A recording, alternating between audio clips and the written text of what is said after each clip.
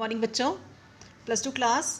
आज देखो हम लोग अपना नया चैप्टर स्टार्ट कर रहे हैं। आपका चैप्टर नंबर 7 पी ब्लॉक हम लोगों ने कंप्लीट किया है। अब हम नेक्स्ट चैप्टर कर रहे हैं आपका, और नेक्स्ट चैप्टर का नाम है आपका D and F block elements.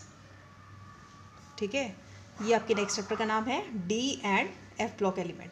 अब जैसे आप लोगों ने पी ब्लॉक पढ़ा ही है ना। पी ब्लॉक में आपके टोटल जो आपके 6 ब्लॉक्स आए थे, या फिर कह लो 6 ग्रुप्स आए थे, जिसके बारे में हम लोगों ने पढ़ा है। उसमें आपने ग्रुप नंबर 16, 17, 18 उसके बारे में हम लोगों ने डिटेल में किया है। उनकी प्रॉपर्टीज़, उनके कैरेक्टरिस्टिक्स सबके बारे में पढ़ा गया है। आज जो हम लोग कर रहे हैं वो आपका है D and F block elements. D block आपको पता है इन बिटवीन एस और पी, है ना। पीरियोडिक टेबल में एस और पी के बीच में जो आपका टेबल होता है और ग्रुप जो होता है उसे हम बोलते हैं डी ब्लॉक एलिमेंट। और एफ जो है आपका लास्ट में जो 2 रोज बनी हुई है, that is lanthanides and actinides, उसे हम बोलते हैं F block element. Clear.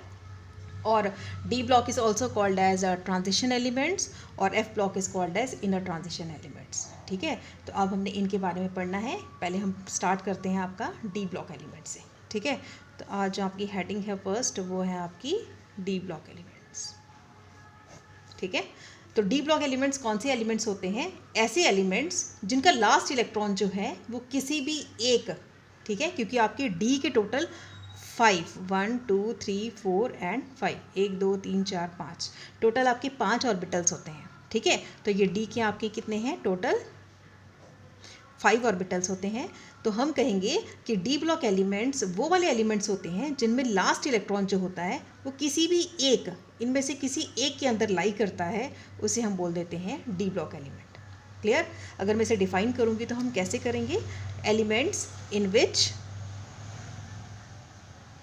which the last electron enters any one of the 5, अब 5 का मतलब समझ गए हो, ये आपके 5 ऑर्बिटल्स। ठीक है, any one of the 5 orbitals, ठीक है, are called as D block element. ठीक है, डी ब्लॉक भी कह सकते हो आप इनको, ट्रांजिशन एलिमेंट भी कह सकते हो। ठीक है, दोनों सेम चीज़ है। तो इसमें से आप देख रहे हो कि लास्ट इलेक्ट्रॉन जो है, उनका जो लास्ट इलेक्ट्रॉन है वो किसी भी एक सब शेल के अंदर लाई करेगा। इट मीन्स वो क्या है? आपकी ट्रांजिशन एलिमेंट्स है। क्लियर। नेक्स्ट बात करते हैं इसकी इलेक्ट्रॉनिक कॉन्फ़िगरेशन की, डी ब्लॉक की इलेक्ट्रॉनिक कॉन्फ़िगरेशन। तो n-1 डी में आपके टोटल हो सकते हैं 1 से लेके 10 तक। ठीक है, तो हम 0 से 10 कंसिडर कर देते हैं इसको, और ये आ जाएगा ns 0 से लेके 2 तक। ठीक है, तो ये 1 से 10 भी हो सकता है, 0 से 10 भी हो सकता है, आप कुछ भी ले सकते हो, क्योंकि डी में आपके टोटल 10 इलेक्ट्रॉन्स होते हैं।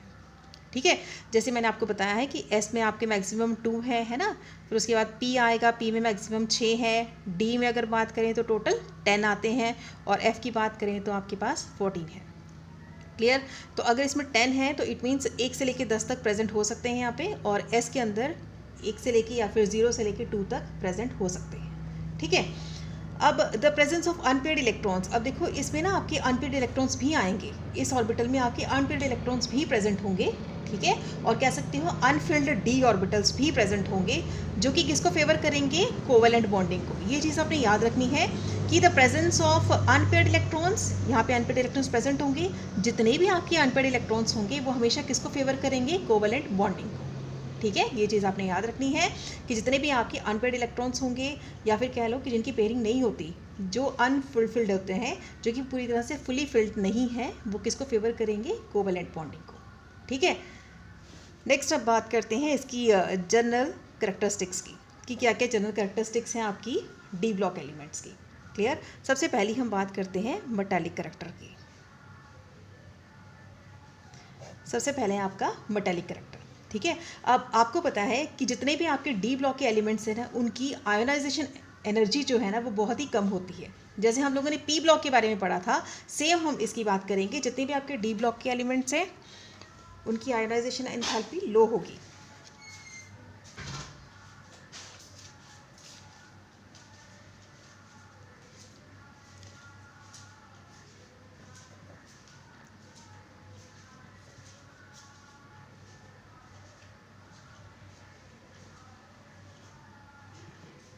ठीक है।